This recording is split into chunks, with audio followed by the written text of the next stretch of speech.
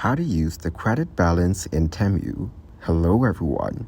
In this video, I will show you how to use the credit balance in Temu. Your credit balance will be applied automatically to eligible orders before you submit them. You don't have to do anything, but if you prefer not to use your credit balance for a particular order, you may change the amount of credit on the order confirmation page before submitting the order. You can check your credit balance by signing in to your account at the Temu app or temu.com, and then going to You, then Credit Balance on the Temu app, or Orders and Account, then Credit Balance on temu.com. Thank you guys for watching this video.